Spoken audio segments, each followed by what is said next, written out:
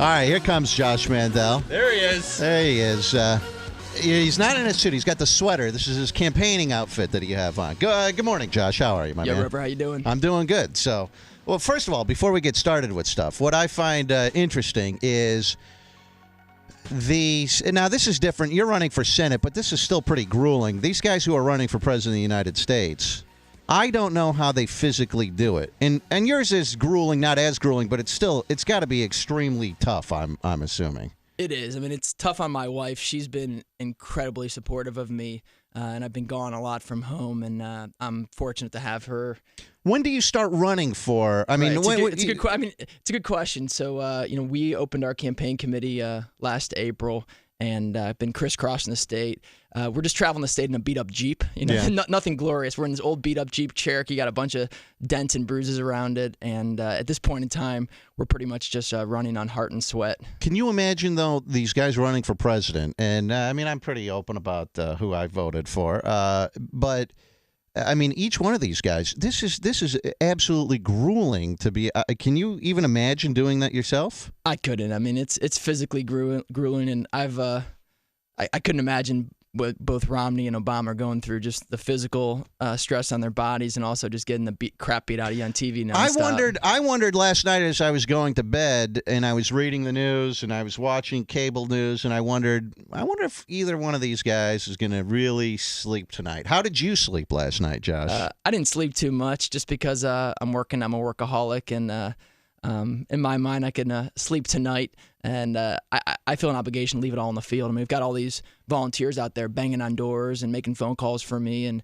my feeling is if I'm going to have all these folks out there volunteering their time, I owe it to them to leave it all on the field. Now, you look like you're about 14 years old. How old are you, that's really? generous. That's generous. So I'm. You buy beer? Come on. So I'm 35. I look like I'm 19. In politics, I meet a lot of people. They have a variety of goals. Some of the folks I've met by 40, they want to be congressman, or by 50, they want to be governor, or by 60, they want to be senator. I try to keep my personal goals relatively simple.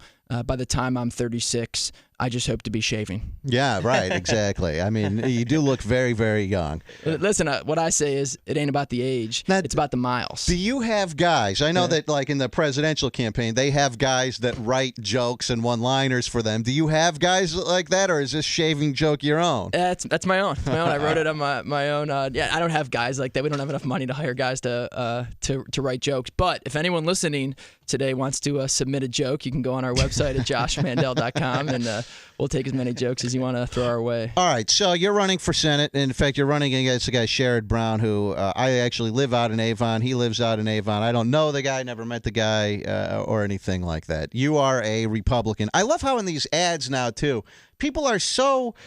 I see these ads for guys running for various offices, Dieter, and they want to distance themselves from a Republican or Democrat. They'll run their whole commercial. You don't know if the guy's a Republican, a Democrat. Right. You can't even tell by what they're saying, because they all say the same stuff, how they're going to fix the economy, they're going to bring jobs back to Ohio, and that's it. You have no idea that's calculated, though, right? I mean, you don't in your ads, you don't want to trumpet, hey, I'm a Republican, right? Well, I mean, in my ads, I believe it's important to attract Democrats and Republicans. I mean, frankly, I think one of the things that's wrong with Washington is you have all these politicians there who care more about the D or the R next to their name than they do about doing the right thing. And that's why Washington's broken. It's not one party, it's both parties. I mean, you got this crop of career politicians who went there to do good but stayed there to do well. And they just care more about their party than about the people, their state, and about their country. And I think both parties are broken, and the only way we're going to change Washington is with new leaders there to go shake the place up. What do you think of the Republican strategy for the past 2 years since they've been in control of Congress, that they're just going to oppose everything Obama does? I mean, they stated that publicly. They said, our goal is to make him a one-term president. And they've been obstructionists, whether you agree with it or not. Some people may say it's a great thing. I'm glad that they obstructed him. Do you believe in that philosophy? The philosophy I believe in is that we have to bring Democrats and Republicans together. And I think, as I said earlier, both parties have let us down in that regard. Listen, I'll tell you a little story. We're sitting here in Independence right now. when I was running for the state legislature, I represented Independence, Seven Hills, Brecksville, Bravee Heights, this part of the state and the city, and I knocked on approximately 19,679 doors, approximately. Wore out 3 pairs of shoes to get elected. And I had a ton of Democrats who were putting my sign in their front yard and voting for me and volunteering because I said, listen, when I go to Columbus, I'm going to stand up to political bosses on both sides of the aisle. And same way now, I have a lot of Democrats supporting me because I'm going to take on Republicans and Democrat political bosses in Washington. And you hit the nail on the head of one of the main problems in Washington is you've got both parties so intent on fighting each other that they forget that their job is to take care of the people back home. Now, I know that you and I probably disagree on this. I think I voted for Obama. I believe that it's unfair to pin the blame of the economy on Obama. In fact, I think that we've done a fairly good job of. I mean, this was the biggest financial crisis since the Great Depression, and it takes a long time to come out of that. 10 years is what most experts say. What marks do you give the president? I'm personally disappointed in him. One of the reasons I'm disappointed is that he ran on a campaign of bringing people together, sort of rising above partisan politics. And where he's disappointed me is that I feel that he's been one of the most hyper-partisan, divisive presidents we've had. And listen, the beautiful thing about America. Well, why do you say that? Sure, I mean, for instance, like after 2 years, I'll give you some examples. I mean, he's pitting men against women, rich versus poor, blacks versus whites, and it's just not that class warfare. It tears Americans apart, and we want the opposite in this country. But we want to bring Americans like blacks together. versus whites? How's he pitting blacks versus whites? Well, I think there's just a lot of class warfare in the rhetoric that folks use on who are supporting his campaign. And it's just I know, but for an example, I mean, like the blacks versus whites thing. I mean, that's a pretty I don't know if outrageous might be the right word, but that's a strong accusation that he's pitting blacks versus whites. Well, he talked. You see this ad on TV now, talking about you should vote for revenge. What does that mean? Well, I saw that ad. In fact, I saw that on Sean Hannity last night, who I love. Sean Hannity. Yeah. I never miss an episode of Sean Hannity. Right. He's so fair and balanced. Right. But I don't know, Charlie, if you can pull the context of that revenge. I think basically the ad that I saw, Obama made a statement. People started booing because whatever he said they didn't like, and he goes, "Hey, don't boo. Go and vote. That's the best revenge." That is against whatever policy they were booing. If we could get that in context, that would be great. But I hear what you're saying. But we shouldn't be telling people to vote for revenge. We should tell people to vote for love of country. But if he said, hey, the Republicans, they don't want to allow, I'm just using gay marriage. I'm sure that's not what he was talking about, but they don't want to allow gay marriage, and everyone boos at that. They're boo, boo, boo. And he says, hey, don't boo at that. Go out and vote. That's your best revenge against them saying, hey, we don't believe in gay marriage. Revenge, though? I mean, I hear what you're saying. I just disagree. I don't think we don't tell people to vote for revenge in this country. We tell people to vote because they want to either change the direction of the country, or they want to maintain the status quo, or they want new leaders. But we don't tell people to vote for revenge. I mean, I disagree with that. I don't know when this newspaper ad came out. Some of your relatives, it looks like a bunch of your cousins, have put out a newspaper ad, and they say that you are, they're disappointed in your anti-gay stance. Did this come out today, or is this recently, or when did this come out? Yeah, well, you got to use the word cousins in quotes, because I've never met these people, have no idea who they are, who signed this letter. But listen, I, as a senator, will represent every single person in the state, regardless of their race, religion, socioeconomic background, gender, what have you. And we're not going to agree on all the issues, but I will represent every single person in the state. So you were in the military. You're a Marine. Correct. I see that in your ads all the time. Oh, of course. Which is look, I'm a pussy. I wouldn't last 2 minutes over. I seriously, I don't know how people could even survive in the military, because I look at that, I would get off that helicopter in Afghanistan and start crying for my friggin' mommy. That's what a pussy I am. But gays in the military, you don't support gays in the military?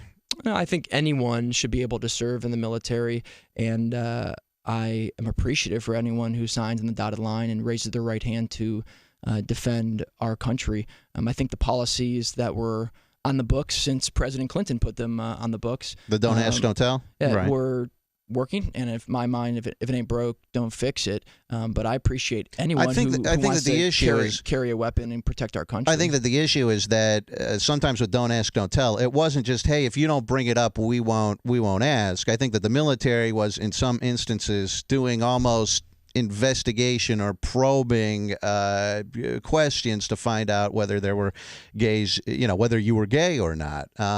There are other countries that have gays openly serving in the military, and it hasn't really hurt them. And since the repeal of Don't Ask, Don't Tell, I haven't heard too much of an issue with it. I mean, I think I would probably disagree with you pretty strongly on. Again, but I haven't served in the military, so. Yeah, I mean, my time in the Marine Corps, in my time in Iraq, I found that the policies they had in the books were working. And in my mind, when you have young men and women serving abroad, whether Iraq, Afghanistan, what have you, you shouldn't be changing major policies midstream. And but they may have been working for you, but not these gay military people, It's fair. I think it's a fair argument. Did you know any while you served in the military? Did you know of any gays that were in the military? I didn't personally, but obviously, statistically, we know that there are. But some of them probably were. They just couldn't say it. Probably, I'm guessing. Well, that's a policy that President Clinton put on the books. So so we would go back to that. You would support going back to Don't Ask, Don't Tell as senator. Again, I thought the policy was working, and to be honest, 8 years in the Marine Corps, reserves mostly, but did a couple tours in Iraq. It never came up once. I literally never thought about it. Never had another Marine bring it up to me. I mean, it's and that was They probably wouldn't want to in case you'd say something and they get kicked out. I never heard any Marines talking about it. I mean, it's just not an issue that ever came up. I mean, my time in the Marine Corps, we were blind to race, religion, how much money or little money your mommy and daddy had. I mean, it was all how good of a Marine you are. And I remember, near the beginning of boot camp down in Parris Island, when we went to boot camp, the drill instructors say something to that effect. We don't care where you're from. We don't care how old you are, how young you are, how fat you are, skinny you are, black, white, Hispanic, race, religion, you're all equally worthless to us. And that's sort of how they welcome you to Marine boot camp. And one of the great things about the Marine Corps, my time, was that there's just a blindness to any characteristics except, are you a good Marine? Now, before Josh Mandel is here with us, running for Senate, gay marriage. Before we get off of gays, he's like, man, why does this guy keep getting, what is he, does he think I'm cute or something? Why does he keep bringing up all these gays? Gay marriage, your thoughts on that? I support traditional marriage between one man and one woman. Again, as a United States Senator, I will represent every single person in the state of Ohio to the best of my ability, regardless of their lifestyle. But my personal belief is in traditional marriage between one man and one woman, and that belief is in concert with the majority of Ohioans. And in fact, in 2004, when there was an amendment on the ballot to pass traditional marriage between one man and one woman here in Ohio, one of the reasons why it passed by such a large margin was because of the support for that amendment in the African American community.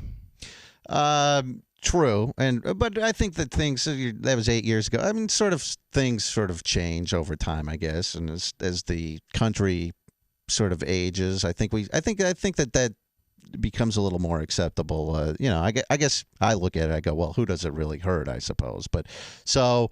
All right, what do you think the biggest issue, besides this divisiveness between the Democrats and the Republicans, what's the biggest issue facing this nation right now? Well, I believe the most significant issues are in the past 6 years or so.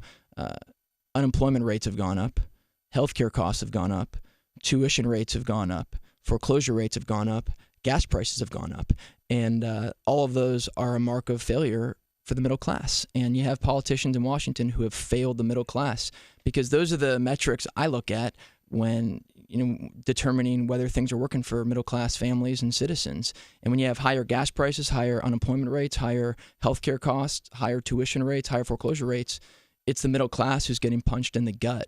And I want to go to Washington to change it. Now, a lot of those are a result of that financial crisis. Do you think if we had a Republican president that anything would be different today? Like if McCain had won, do you think anything would be different? Well, obviously things would be different. I mean, he has different set of philosophies than President Obama. I think we would not have Obamacare. I strongly disagree with Obamacare. One of the reasons I believe it's a problem is because it hits hard at small businesses. A lot of people don't realize that most jobs in Ohio and America, they're not these large corporations, they're small businesses. And I think we need to do a better job of creating an environment for small business growth. And, I feel that Obamacare and some of the other laws that have been passed in Washington are just crushing small businesses here in Northeast Ohio. And while we should be fortunate to have large employers like Steris and Invacare and Eaton and KeyBank, at the end of the day, it's these small businesses that drive the economy. And I think if we would have had a different philosophy in the White House, we probably would have had a better economic environment for small businesses. And that's one of my main focuses is small business job growth. Do you think that with healthcare, regarding healthcare, and how many employees do you have to have? Does a company have to have in order to actually be affected by Obamacare? I mean, don't you? I don't know the answer to that. Well, there's question. Tons of different metrics, but one of the red lines is a 50, and so I actually hear from small business owners who want to grow, but they don't want to grow beyond 49 full-time employees because of some of the triggers when you get to that 50 mark. One of the main problems with the legislation also is that it places a specific tax on medical device manufacturers. Mm-hmm. So I believe one of the main economic backbones for our state in Northeast Ohio is manufacturing, making things, blue-collar men and women who are working hard every day on machines and making products and putting them out the door. And unfortunately, any of these men and women who are making anything in the healthcare-related field, medical devices, some of them might lose their jobs. And what is this tax, and why would they specifically tax a medical device maker, and how much is the tax, and why is it in place? Right, so it's a 3.5% tax on medical devices. You'd have to ask the folks who supported Obamacare why they put it in place. But if I had to guess, they needed to find a source of revenue to pay for the other parts of the legislation, and they said, okay, let's pin it on medical device manufacturers. We have to generate revenue somewhere, and in my mind, that's the last place you should be taxing with new taxes, manufacturers. And frankly, I don't think we should be having any new taxes right now, but not just manufacturers, but manufacturers that are making products that save our lives. If you have a parent or a grandparent that has a pacemaker or some other type of medical device, we shouldn't be putting new taxes on them. And it's a job killer for our state. We're the only really sort of industrialized nation or top tier nation that doesn't have a healthcare system. Every single other country does.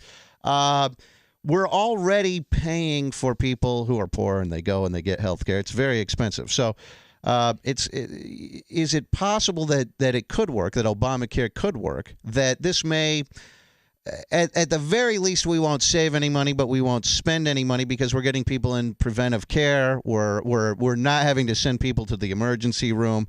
And keep in mind, these people go, well, why should I have to pay for people's health care? We're already paying for it.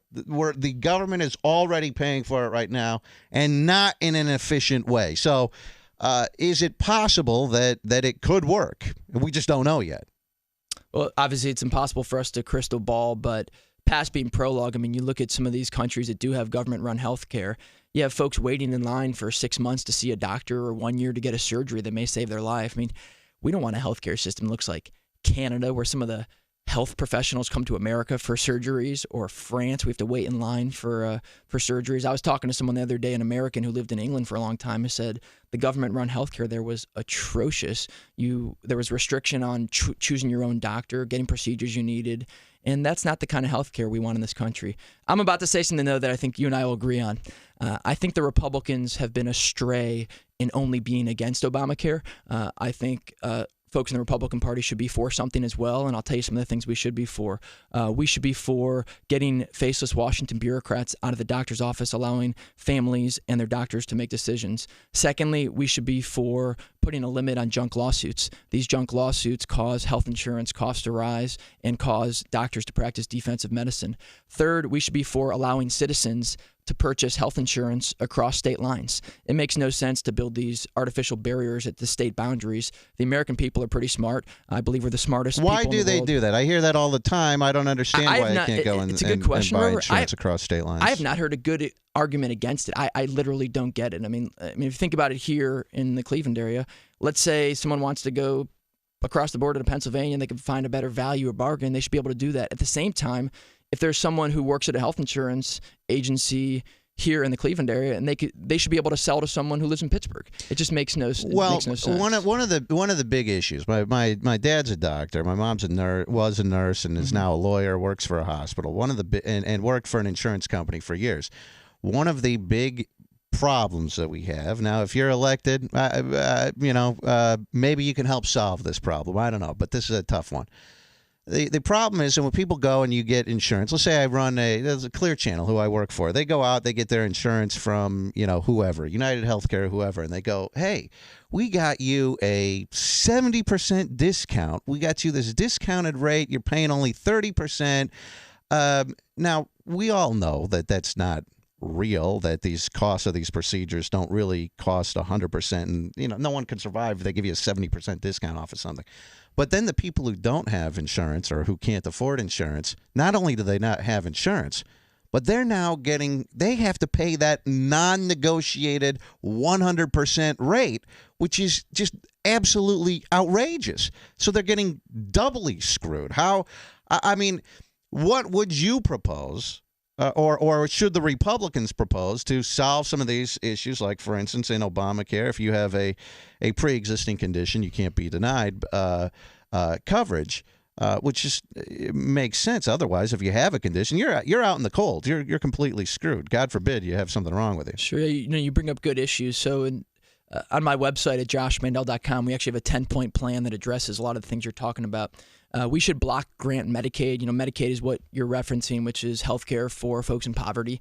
A lot of people don't realize, and I didn't realize it until recently, 1 in every 4 children here in Ohio, 1 in every 4 child is in poverty. And that is a failure of the system. It's a failure of our country, Democrats and Republicans. And Medicaid is what is the program that takes care of health care for kids in poverty and families in poverty. Unfortunately, Washington bureaucracy has, I believe, made it inefficient, and I support block granting Medicaid, essentially giving the Medicaid dollars to the states and allowing the states to run it, which will make the dollars go farther for the families you're talking about, for families in poverty. You mentioned pre-existing conditions.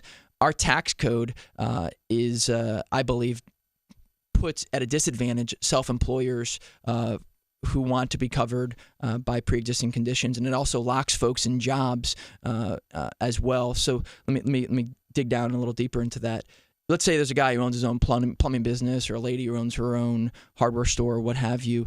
Because of the way the tax code is structured, it's more difficult for those folks who are self-employed to have coverage for pre-existing conditions, and it locks people in jobs where they can't move. The portability is an issue as well, and I think we should change our tax code to make coverage more possible for pre-existing conditions. And these aren't Democrat or Republican issues. I think these are actually issues where Democrats and Republicans can come together. I assume you support lowering taxes pretty much across the board as a Republican? I actually support something that a lot of Republicans oppose. I think we need to dismantle the tax code. When these large multinational corporations can file a 50,000-page federal tax return and pay nothing, pay zero taxes, right, Rover, it is ridiculous. It makes my skin crawl, makes my blood boil, and I think Republicans are just as guilty as Democrats in Washington for making that possible. So when you have a tax code where these large corporations can file 50,000-page returns, pay zero taxes, and then you have in America the highest tax rates on our small businesses who are trying to compete against businesses in China and India and Russia and Mexico. It's stupid. And so when you have a tax code that's broken and stupid, I think it's time to start over. Just dismantle it, build it back up with lower tax rates, especially for the middle class and for job creators, but also a more simple tax code. Get rid of a bunch of these loopholes and carve-outs that have been made possible by powerful lobbyists. But do you really believe that's possible, though? I mean, because each one of these guys, what would happen is you get elected, And now a business here in Ohio that's going to be affected and who in your next campaign is going to dump a bunch of money into running ads that say Josh Mandel is a liar because they have a vested interest in this. Everyone, all of these senators, congressmen, everyone has their own little piece of the pie that they have to worry about. I just don't know if that's feasible. That I agree. I think it would be great. And when Romney says I'm going to close all these loopholes, I'm going to lower your taxes and close all these loopholes and everything will balance out. Why not close the loopholes, see how that works, then lower the taxes if it works as you plan? Right. You mentioned, is this possible? That's a question you asked. I think the only way we're going to find out is by putting some new folks in Washington to shake the place up. I mean, I don't want to sound like a broken record here, but it's broken because of both parties. I mean, politicians on both sides of the aisle have let us down. A lot of these folks, they went to Washington to do good, and they stayed there to do well for themselves. I'll give you an example. Families or just individual, folks who are single can't go 3 months without discussing or looking at their family finances around their kitchen table. Small businesses can't go 3 weeks without doing it around their conference room table or in the table in the corner of the pizza shop. It's been 3 years, Rover, 3 years since they've passed a budget in Washington. Yeah, but that's because the Republicans are obstructing it. I mean, well, no, it's the Democratic Senate hasn't passed a budget for 3 years, and I mean, literally haven't passed a budget. You now need 60 votes to get anything done in the Senate. It's almost impossible because people will say, "Oh, I'm going to do a filibuster on this." We should just go to 51. You have a majority. That's it. That's the law. Let me toss this idea out for you. All right, tell me what you think. No budget, no pay. Put a proposal out there that if they're not going to pass a budget in Washington, they shouldn't get paid. That's fine with me. This is something I've been talking about throughout the state. It's on my website at joshmandel.com, and I think that this no budget, no pay is something that will hold the feet to the fire for politicians on both sides of the aisle and say, listen, if you're going to go to Washington and not do your job, you're not going to get paid. And that's something I think we could do. Also, term limits. I mean, I think we should have term limits. Tell these politicians in Washington, you can't spend the rest of your life there. You can go there, try to make as much positive change as possible, but then you're going to have to come home and live under the budget and the laws you created. What do you think? How many terms? So I support for senators 2 6-year terms, and for House members 6 2-year terms. So basically no more than 12 years. Go there, shake the place up, make positive change, and then come back home. I agree with you. I mean, I think that although on the flip side of that argument, sometimes the people that are the best at it, and for instance, broadcasting. If you could only broadcast for 10 years and then you had to turn it over, some of the best broadcasters in the world wouldn't be on the air today because you're forced out of it. I think there are some politicians that are good that have done well. A lot of your Republican friends have gotten in trouble over their abortion comments and stances. Tell us where you stand on this, Josh. I'm pro-life, and I think it's important to have an anti-abortion exception when it comes to protecting the life of the mother, and I think that's a consistent 100% pro-life stance. I also believe that while this issue of abortion is so divisive and tears people apart, there are actually a lot of issues under this umbrella where we can agree. And when I go to Washington, I'm going to try to bring Democrats and Republicans together on a few issues in this arena. One is adoption. I think we can bring Democrats and Republicans together to say, listen, we need better adoption laws in the state and the country to encourage more adoption. Secondly, I think we can all agree that abortion in the 9th month of pregnancy is wrong. And there's a lot of extremists, even the guy I'm running against, who actually support abortion in the 9th month of pregnancy. I just think that's wrong, and most Americans think that's wrong. But wait a second. When you say that, and I don't know this, so I'm asking you, he supports it in the 9th month of pregnancy just in general or under any specific sort of circumstances? No, I mean, supports it, to my understanding, under any circumstances, basically. So the guy, Sherrod Brown, would say you could have an abortion up to, if you want to have an abortion 20 minutes before you're due to give birth, I support that. That is my understanding of his position over and over again. And there's, it's... What about in rape or incest? It sounds outrageous, to allow that to happen in the 9th month of Well, pregnancy. it does. I agree with you. I don't know if what you're saying is true. Well, look, but I think go on his website. You could read about it. Another area where, I think we can come together is we shouldn't have taxpayer funded abortion. I think our tax dollars should be used to protect Social Security and Medicare. Our tax dollars should be used to keep our military strong. I don't think our tax dollars. What if a poor black woman gets pregnant and can't afford to have this child? And maybe, I mean, that could be a tough adoption as well. She's out of luck. Listen, I'm pro-life, and that's my position. I'm proud to have that position. But I do think we could bring, as I mentioned earlier, on many issues, Democrats and Republicans together on this. I tell you what, though, I've been traveling the state for over a year now on this campaign. 99.9% of the questions I get asked is about jobs and the economy. And like every speech I give, I'm talking about jobs and the economy, and that's my focus. And frankly, I think here at the local level in Cuyahoga County, at the state level, in Columbus, and at the federal level, the three top issues folks should be focused on are jobs, jobs, and jobs. And I think there's been, I believe. But all of these are important issues. I mean, listen, people. That also has to do with the economy too. If we have a bunch of unwanted children, guess who ends up paying for that? Well, you and I end up paying for that. Look, I don't like abortion, just like you don't. But I don't know as if I would want to tell a woman that she can't do it if she can't afford a kid. She likely, I mean, an adoption of a poor black child is a tough putt in many circumstances. Listen, I think a poor black child is just as beautiful as a wealthy white child. I'll let you go in a minute because I know you have other stuff to do. But it's keeping on the subject. In the case of rape and incest, a lot of people that's turned into sort of a hot button issue with some people. Your feelings on that? And rape or incest, is abortion okay? Sure. I disagree with the statements that were made both in Missouri and in Indiana. The legitimate rape, wording or whatever. Right. So I disagree strongly with those statements, and I've made public statements to that regard. But my position is I am pro-life, and I make an exception to my anti-abortion position when it comes to protecting the life of the mother, and I think that's 100%. But even if a woman were raped.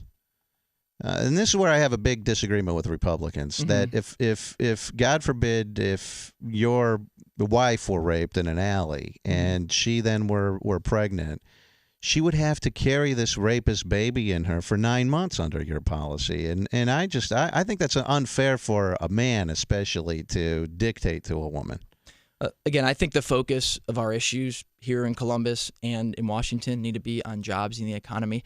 I've said that time and time and time again. And when I go to Washington, when I wake up in the morning, my focus will be on jobs and the economy. I know, but I hear what you're saying, but I mean that's important to women. I invite you to travel the state with me, and I respect this might be an issue that's very important to you. But as I'm traveling the state, I don't care whether I'm talking to Democrats, Republicans, Independent, Libertarian, Vegetarian, what have you. You left out women. And women. And women. The only issues I really hear about are jobs and the economy, and this is what people are concerned about. And listen, for all those folks whose number one issue is something else, I respect it, obviously, but I just think the focus of leaders in our country right now needs to be on putting people back to work on jobs and the economy. Sure, but if our elected officials were only going to do that when you were elected, if you said, I'm not going to vote on any legislation regarding anything else, then I'd say, let's talk about jobs the entire time. But that's what you're going to have when I go to Washington, Rover. That's what I'm going to focus. I'm going to focus on jobs and the economy, and I'll take on. I don't care what the head of the Republican Party has to say. I mean, I promise you, I do not care what the head of the Republican. But they take that money away, though. I don't care. They go Rover, that money, and then you're never gonna. You don't get reelected. Listen, you're screwed. Let me finish off by just telling you this. I'm gonna look in the eye and tell you this. I do not care what the head of the Republican Party has to say. I don't care what the head of the Democratic Party has to say. The day that one of those party, political bosses puts his hand on my shoulder and says, "Listen, Josh, you better vote for this legislation, or else I'm going to kick you off your committee," or some lobbyist says, "Listen, Josh, you better vote for this legislation, or else I'm going to shut off your fundraising," I will look that lobbyist in the eye. I will look that political boss in the eye and tell them I don't work for them. My boss is the 11.5 million people of the state of Ohio. That's who gets you. I mean, most of your campaign money came from out of state, right? So they funnel this money because they want you to win, and that's how elections are, unfortunately, won. And if you get out of line, they go, we don't need Josh Mandel anymore. We can just pick some other guy, funnel all our money into that. I mean, this is look. If you really believe this, it's noble. I think many people actually believe it until they get into the system, and then they go, oh, it's not quite this simple. I believe Barack Obama thought he could change Washington a lot more than he has been able to because he's an optimist. And I think that one of the things that just liberals in general, they can always sort of see the side of the other guy's argument. And I think when it comes to the president and liberals, sometimes that is not a good thing for them because they don't stick up for what they believe. Where George W. Bush could say, I do it because God told me to. And how do you argue with that? You know, I mean, what are you going to say to that? Hey, can I finish up by, I've called into your show a bunch and I always get put on hold. I've never gotten on. So I've always wanted to say something on air and I've never got to say it. Sure, go ahead. So I just wanted to say yo, Dieter. Oh, that figures. How did I know? Hey, and Dieter, thanks for voting for me, man. No problem. Before I let you go, Josh, because I know you're probably very busy. And I'm actually going to pick up my wife. We're going to go vote right now. All right. This PolitiFact, I read the PolitiFact Ohio, and again, some of these claims, these ads are ridiculous. All these stupid political ads are so. I would agree. But you run a lot of these ads. You have to. They run them for me. They run them against me. I know, but you have to. I mean, it's impossible to get elected without these ridiculous things. It's the system we have. So explain this to me. They do, and my understanding is that these guys are independent fact checkers, and they take some of these claims that you've made either personally on the campaign trail or in ads, and they run them through a fact check. Yeah, my opponents as well. They called my opponents' attacks on me lies and false and pants on fire, and they've done some of that to me as well. Said some of my ads were false. I mean, sometimes I agree with these folks, sometimes I don't. I mean, for instance, I'll give you an example. I said that my opponent voted for the largest Wall Street bank bailout in American history. It's true. Sherrod Brown voted for the largest Wall Street bank bailout in American history. Someone at the Plain Dealer said it's false. I mean, I don't know what to tell them. But why? It's true. I mean, so you say that that's a bad thing. But why, though? I mean, we were at the edge of a cliff. Sure. And if huge actions weren't taken in order to shore up our financial system, I don't think people realize this. They could go to the bank, because we haven't seen any in our lifetimes. We've never seen anything like this, where you go to the bank and you have your $50,000 in savings there, and then it's gone. Oops, no, it's you can't get it anymore. We were literally at the edge of a cliff. That was a real possibility. So why? Look, I don't think that the government should get involved in business, banks, the auto industry. I don't like it. I don't like the idea of it. However, if it's between complete ruin and disaster and a collapse of our banking system or our auto industry, I sort of go with, let's do something. Right. So I'll go to Wall Street bank bailout. A few years ago when this happened, there was no one from Wall Street or from Washington that came to Cleveland, Ohio, and bailed out middle-class families that were struggling, or bailed out, a single mom who's, struggling financially, or someone who's, in their 20s trying to make it. There was no one from Wall Street or Washington that came and bail out blue-collar men and women here in Northeast Ohio. So why the heck was it okay for these politicians in Washington to take our tax dollars, the tax dollars of blue-collar men and women, middle-class families, single moms, and use those tax dollars to bail out Wall Street banks? It was theory, that's good, but fiscally irresponsible and morally wrong. They didn't do it because they didn't come and bail out, Joe Smith when he went bankrupt, because there aren't millions of people depending on Joe Smith to run his household. Those banks, I mean, we would be in real financial ruin if some of those banks were allowed to collapse. The credit markets were frozen. We were in a huge disaster. Now, I don't like it. I don't think anyone likes it. But to say that it was, look, we're still here. We still have money in the bank. People can go and get their checkings and write a check and use their debit card and that kind of stuff. That was a real possibility that may not happen if we didn't do some of those things. I think there were a lot of scare tactics used to pressure congressmen and senators to support that. And this is what happens in Washington. These politicians, they create a crisis, and then they come in and try to take credit for solving the crisis. And it's It's exactly what's wrong with Washington. What about the auto bailout? For instance, look, I didn't like it at the time. I'm a pretty liberal guy. If you haven't been able to tell Sure. yet, But you seem like Josh. you have maybe a libertarian streak in you. I do, Yeah. but there's a lot of stuff. I'm a liberal guy, but I have a concealed carry permit. I believe in guns. I think everyone should be able. Law-abiding citizens should have guns. The auto bailout. At the time, I said, you know what, forget it. We shouldn't get involved. But in hindsight, though, I've changed my mind on that. I think it was a good thing. What do you think about it? So my grandfather was a member of the United Auto Workers Union, and I think protecting auto jobs is imperative, and I'll take a backseat to no one in Washington for doing it. I think the way they did it was flawed, and I'll give you a couple examples. One, there were a lot of these Delphi employees, these just middle class employees who worked for Delphi, who lost 70% of their pensions. Okay, and I was with actually one of them in Youngstown yesterday, and this guy looks me in the eye with almost tears in his eye and says, "Josh, if you get in there, please try to restore my pension. My wife and I were in our 60s. We were planning on having this pension for our retirement. We lost most of our pension because of the bailout process, and so." But the same thing happens with Bain Capital when they go in and they take over a company and then they bankrupt it. I'm not blaming you for this, but I'm saying the same thing happens with that when they raid the employees' pensions. So it happens in more than just government bailouts. Yeah, this was, politicians in Washington who did it.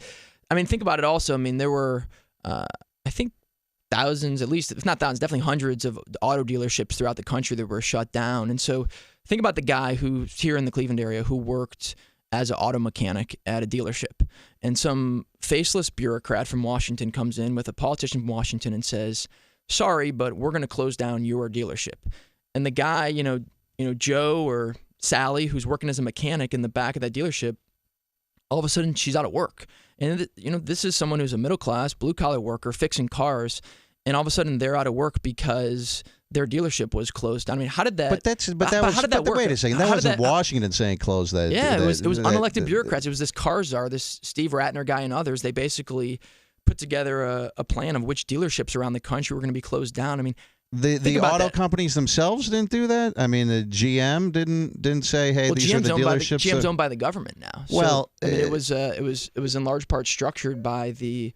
By folks. So they put a guy. I just want to get this because again, you're probably more knowledgeable than it. They put a government guy. GM didn't decide what dealerships are going to close. Some government guy did. Well, GM is government motors. GM is owned by the government. Well, we own about 50% in large part stock now, in large part now, and so you can't separate GM from the government. And so they had this car czar who had a team, and there were folks of unelected. There was a team of unelected bureaucrats who worked with General Motors. But if they're not making money, is it better to keep 500 dealerships open if you have to close 200, or have the whole thing fail? Well, I think it's a good question, and that's same thing with the Wall Street bank bailout. You pose these questions, and at the end of the day, it is impossible for us to know what would have happened. Well, these are very complex things that people don't get into in these little 30-second political ads or whatever. Complex issues. With the auto bailout, I think that these companies. Someone told me on the air the other day. They said, "Oh, you should have just let them go into bankruptcy and had an investment firm come in and buy." But no one could get money at that time. This was not an ideal situation, I don't think, but it was kind of maybe the only option or one of two options. No one could get money back then. You couldn't. McDonald's, who's a profitable company, I read an article. I went back in 2008. I read some stuff in Forbes and other places. McDonald's, they couldn't get any money. No one was thinking if they couldn't get money, who was going to give money to Chrysler? So I think that bailout saved jobs. Yeah, it cut both ways. I think there's folks out there who would say that it did, and there's folks. But you wouldn't have done it. I would have allowed a private sector process to take place. One of my greatest concerns with the whole thing is these folks who lost their pensions. Imagine you're in your 60s or 70s. Imagine for the folks listening here, if you're in your 30s or 40s, your parents. They're blue-collar workers, or they worked as a secretary and engineer. They retire. They think they have their pension. Right. And these aren't wealthy folks in Hunting Valley we're talking about. These are middle-class families.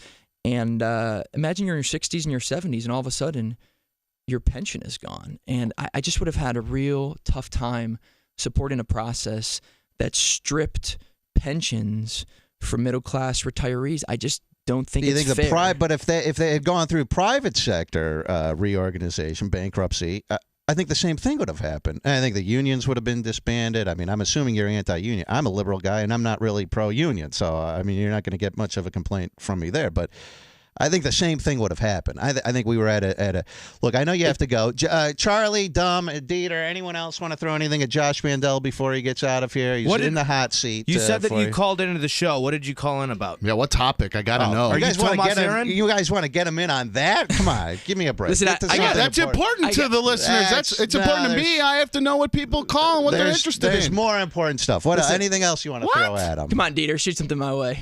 Oh, jeez. You covered everything, man, from abortion Dieter voted for you. Yeah, I told you I voted for you. Thank you. Legalization of marijuana. Oh, yeah. What's your take on... If that came up, yeah, and they said, I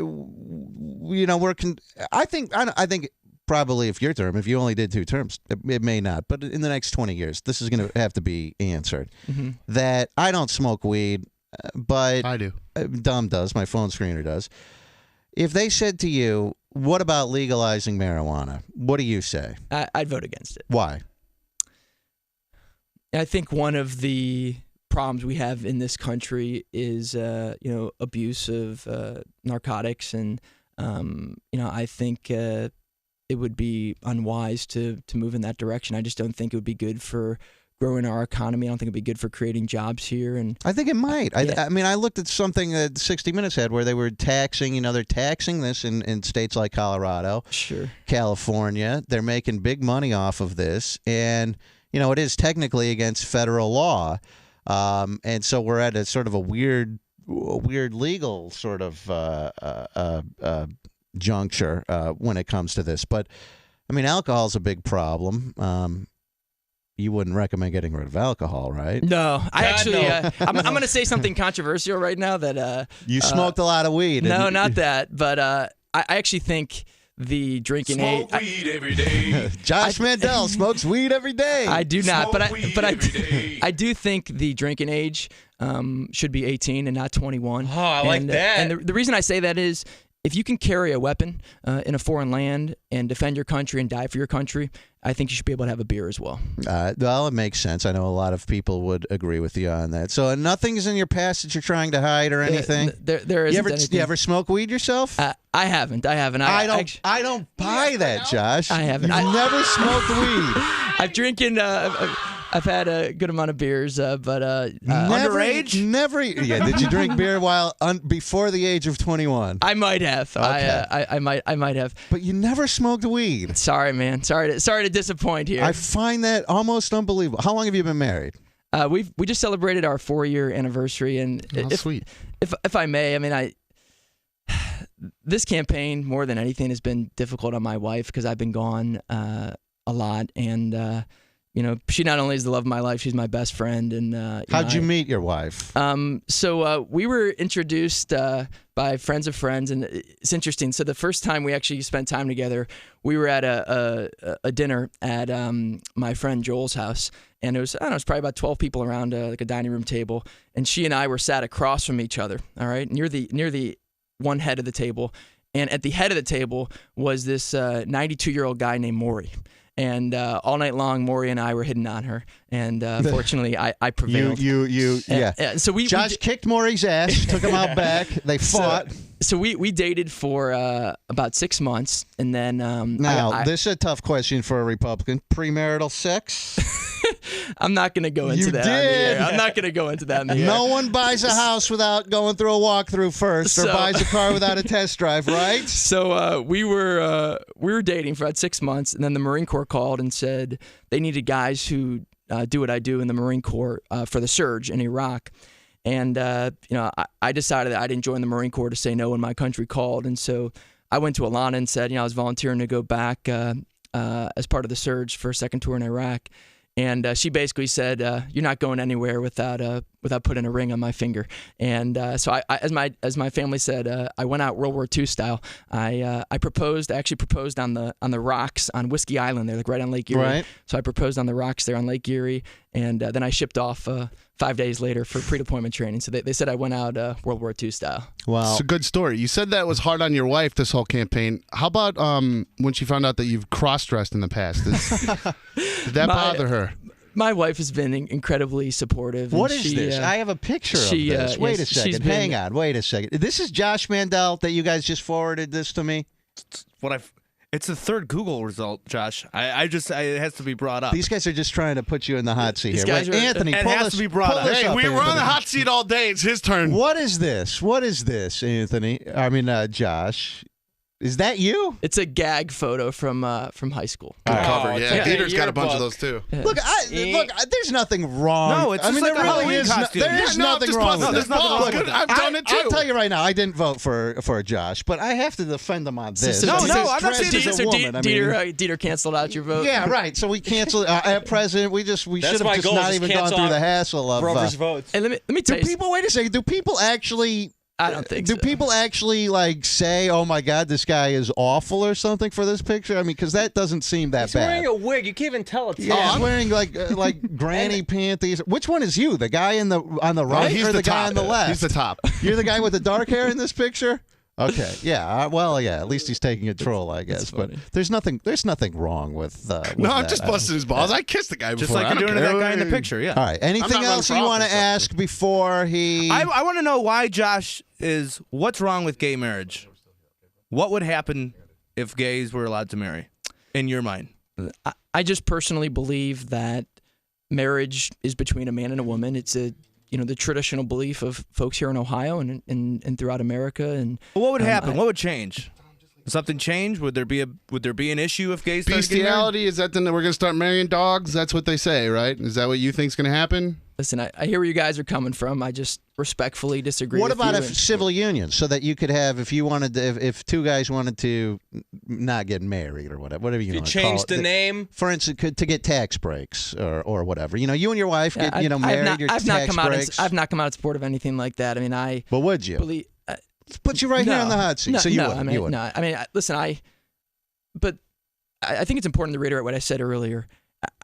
Regardless of folks' race, religion, socioeconomic background, any other characteristic, when I go to Washington, I'm going to represent everyone. And whether they voted for me or not. Unless two gays want to get married, that's a pretty big issue, man. Whether they voted, you know what? I hear that it's a big issue for you, but as I'm traveling the state of Ohio, Charlie, I don't hear about it. I don't hear about it anywhere around the state. But you're going to have to vote on stuff like this, Yeah. so you can't just say, "Oh, when I get there, I'm just going to worry about jobs." This is something that's going to come up at some point. Well, some people skip votes. It came up in Ohio in 2004. The people of the state had a chance to vote for it, and it passed.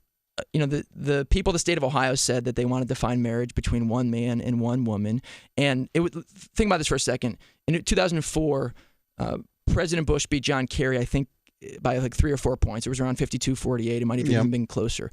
But the marriage amendment that was on the ballot to define marriage between one man and one woman passed, I think it was like 66-33. And one of the main reasons why there was such a differential was because of all the African Americans throughout the state of Ohio who defined marriage between one man and one woman. And so, I think I appreciate what you guys are asking. I respectfully disagree. Sometimes, but you should bring in some black clergy as well and ask them the same question. Okay, even without gays, sometimes things that may not be constitutional, aren't necessarily popular. And I wonder about if it's constitutional to discriminate against people, or to only say that you and your wife can get tax breaks, or only so and so can serve in the military, and they can't talk about their partner or whatever. I think that's a constitutional issue, and it may not be popular. It wasn't popular in many cases to allow blacks to vote, or to free blacks, slavery, or end slavery, or whatever. But when you look at it on a constitutional issue, I think that's what you would have to take a look at. Josh, I know that it's a busy day for you today. What do you do for the rest of the day? You go out, you campaign, or what do you do? I'm going to pick up my wife. We're going to go vote, and then I'm going to go stand out at the polls and just shake people's hands and look them in the eye. You guys have kids yet? Do you have any kids? We don't. We're due in April with our first child. Oh, she's knocked up right now. God willing. And then sometime today I'll drive down to Columbus. Hopefully, knock on wood, we won't get in a car accident. We've kept safe throughout the state thus far. So What about last question? In schools, I know this is. Would you support abstinence-only education or sex education? Would you support the giving out condoms to kids in schools and that kind of stuff? I don't understand why they have to give out condoms in schools. I mean, it just doesn't make sense to me. If there's nonprofit organizations that choose to do that on their own volition, this is a free country. But I don't understand why, What about schools, sex ed? A lot of Republicans are abstinence-only education, which I don't think works because kids are going to have sex. I mean, we know that. Do you support abstinence-only education, or do you support education that says, hey, if you're going to have sex, use birth control? Listen, I think the best education, so I do support, abstinence-only education. I think the best education when it comes to this stuff happens at the kitchen table. And I trust moms and dads a lot more to educate their kids when it comes to these type of issues than I do, folks in the schools. And I just think there's certain issues that are best dealt with at the kitchen table. And but I don't think that abstinence-only education works. I mean, you went to high school, that's right? I mean, how many kids in your high school? You're a young guy. People were banging left and right. I mean, do you think they would have bought that abstinence-only education? Did you buy it? Listen, man, I hear you're coming from. All right, wait. If you answer this question, I'll. I know where you're going. I'm not going there on the air. Maybe I'll get in the. I'm not going there on the air, man. I'll go to the post office. I'll get my ballot back, and I'll change your vote. Scratch out Sherrod Brown, and I'll put Josh Mandel. I'm not going there on the air. How old were you when you first had sex? I'm not going there on the air. You know what? It's funny. I was about to say I've done a lot of radio interviews throughout the state. And I don't want to blow wind up your skirt, but this has actually been one of the more policy focused, in-depth, one with complex issues, and I really enjoyed it. And you wouldn't expect it. You're going down a bad And you path, wouldn't expect man. people think just because it's Rover's Morning Glory, they go, oh, this guy, it must be stupid. But for instance, you've asked a lot of good questions. I can't understand why these guys. The president goes on in Florida with DJ Pimp with a Limp, who asks him who he thinks is going to win American Idol. Like anyone in the audience cares about that. I think it's a complete waste of time. So in other words, Josh Mandel de-virginized in high school. What do you think? 16? Oh, yeah. Well, come on. He's a good-looking guy. I mean, come 15 on. years Right? old? Yeah. Where did you play football? I bet there are a bunch of gays who love him too. They would love to marry him if he went that way. Come but we know on, he man. doesn't. No. This thing's unraveling. We were in a good place. What, unraveling. 16, 7. Come on. I'm not going there, man. This will be, if you answer this question, I will have the utmost respect, because I've had other guys, other Republicans on. I forget who the Republican was on that we had who said the same thing. Abstinence only. Kids shouldn't be having sex. You shouldn't have sex until you're married. And I said, did you have sex before you were married? Did you have sex with anyone besides your wife? Man. Did you have sex before you were married? He goes, I don't want to answer that. Well, you know why he doesn't want to answer that? Because he's full of crap, because he did it, but he wants to tell everyone else how to live your life. That's really my big issue with Republicans is they don't practice what they preach. Maybe, just maybe, folks don't want to talk about their sex life on your radio show. That might also be a possibility. But you could just tell us yes or no.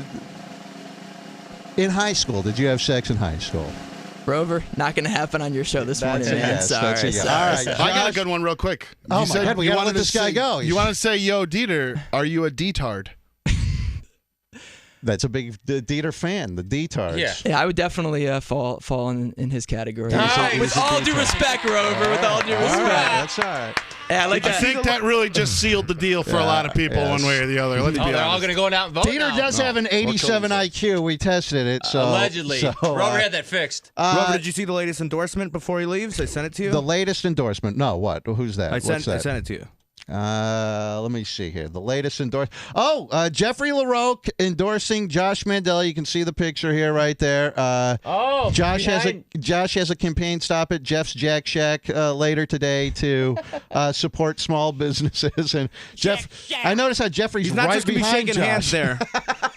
You're kissing babies. All right, Josh. Hey, listen. I didn't vote for you. I'll be honest with you. But look, I'm glad that you came in here. It's good to be on. I got to tell you, one of the guys who works for me, his name's Kevin Bonacci. Yeah, he grew up here in the Cleveland area. He went away for school and he's back here now. He was over the past year, I've never seen this guy so excited as when I called him and told him I'm coming on the Rover Show. So well, good. Sometime I'm gonna have Bonacci call in and get him on. And this guy's a big fan. I hope that you. I do have to ask you one more question. Okay. These campaign ads. I see these guys, these campaign ads. In fact, I see them all the time. They say that you hired all your cronies from college with no financial experience. What's your current position now? I'm the state treasurer. I'm so glad you asked me that question to give me an opportunity to tell the truth. Sherrod Brown has told a bunch of lies about me, and that's one of them. We have hired the best and brightest Ohio has to offer, folks that you would be proud to call your sons and daughters, nieces, nephews, neighbors. Some of them are in their 20s and 30s. Some of them are in their 50s and 60s. They're baby boomers. And in the state treasurer's office, because of the team I've put together, we've earned the highest rating on our bonds, the highest rating on our investments. Our portfolio is up over $2 billion since the day I took office. We've navigated the European sovereign debt crisis, not only without a loss, but actually with a yield on behalf of taxpayers. For the first time in almost a decade, we've earned an upgrade in the Ohio Enterprise Bond Fund, and we are showing what fiscal responsibility is in the Treasurer's Office. Sherrod Brown. So when they say you hired a guy with no financial experience to run finance in your office, it's a bunch of hogwash. I mean, and it's the plain dealer called Sherrod Brown's attacks on me. This is the plain dealer's words, not mine. They called his attacks, quote unquote, false, deceiving, dishonest, incorrect, and one of them they called the lie of the year. And these are the words of independent fact checkers. These aren't my words. They also have pointed out a lot of stuff that you've made in your claims, and they say that that's not true as well. They've gone after me as well. But the question we've been asking around the state of Ohio is, you know, for a guy like Sherrod Brown who's been running for political office since Richard Nixon was president and has been in Washington for 2 decades, doesn't he at least have a couple good things to say about his own record?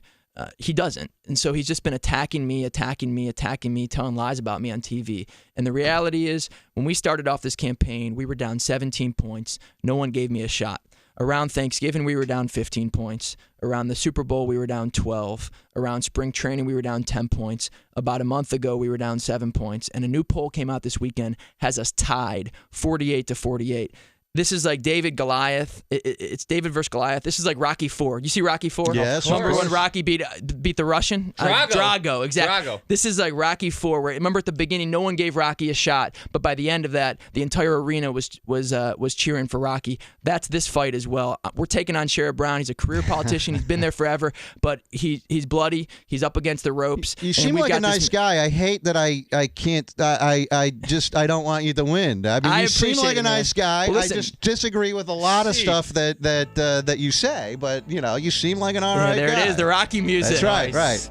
Yeah, that's what I'm talking about. Man. That's what I'm talking take about. off your shirt like that picture of you in drag. That could also be a good photo. If you keep just take pumping off this your Rocky shirt music, Dieter, we got to go out there and do some bench press, man. What did you do in the Marines? I was an intelligence specialist, so I did a couple tours with Marine infantry battalions. First unit was like a mechanized infantry battalion. We were on the Syrian border. We were charged with stopping the flow of foreign weapons and foreign fighters across the Syrian border, and I was an intel guy. And then my second tour, we were in a town called Haditha, which is a little more central Anbar province, and we operated in the Haditha area of operations. And I did my small part. By no means am I a hero. There are a lot of men and women who did a lot more dangerous stuff over there than me, and obviously a lot of them unfortunately came back killed in action. And I did my small part and hopefully made a difference there for our country.